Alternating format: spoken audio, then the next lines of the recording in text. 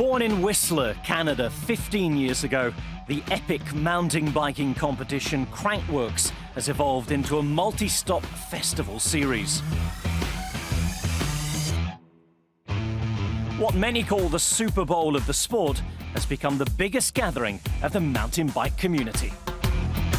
Crankworx simply is the ultimate experience in mountain biking. It involves all sorts of gravity disciplines of mountain biking, all sorts of athletes participate. It's a festival of mountain biking, so it's more than just competition, but yeah, it's literally the ultimate experience in mountain biking. Crankworx started back in 2004. It was sort of grown out of a couple of different festivals that were taking place in Whistler in the late 90s, early 2000s, and it was really the organization of the local government, the local tourism association, and Whistler Blackcomb coming together to say, hey, let's really put on something, a world-class event that, that back then there wasn't a ton of tourism going on in the early 2000s in the summer in Whistler, and it was really just an opportunity to showcase the riding in Whistler to the world.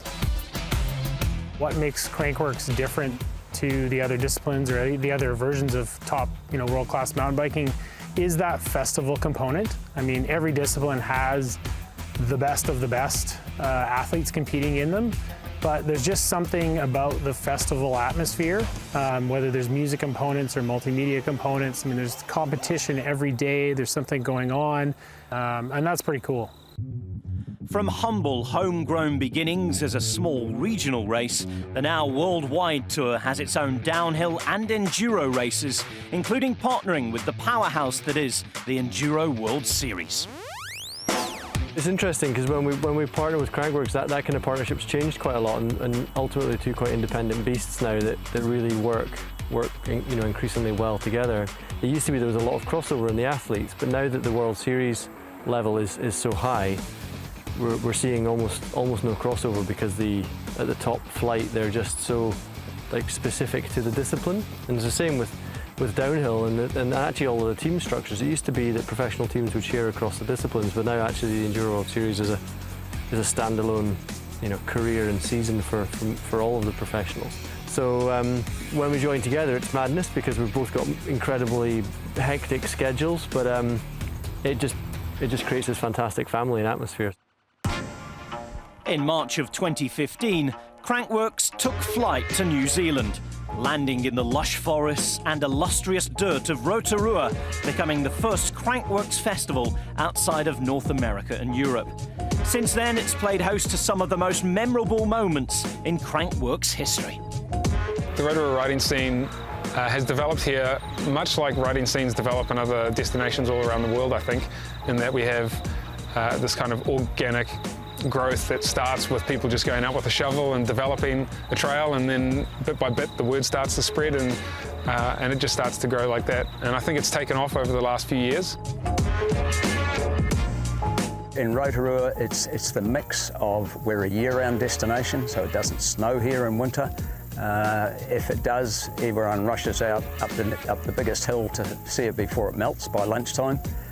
We've got what we call hero dirt, so we've got porous volcanic soils that absorb rainfall very quickly. And so you can have a thundering downpour one day and be riding on awesome trails the following day. Having Crankworx Rotorua here just means that we've got this massive, significant event year on year that the New Zealand riders can come along to and really test their mettle against the world's best. Because I think that's often what's missing in our local professional sports people is the exposure to that top echelon of competition. And physiologically, technically, I think we can develop those sorts of traits here in all of our sports people, but they have to have that tested against the challenge of that top tier in order to be competitive on the world stage. So that's what this allows for our local riders.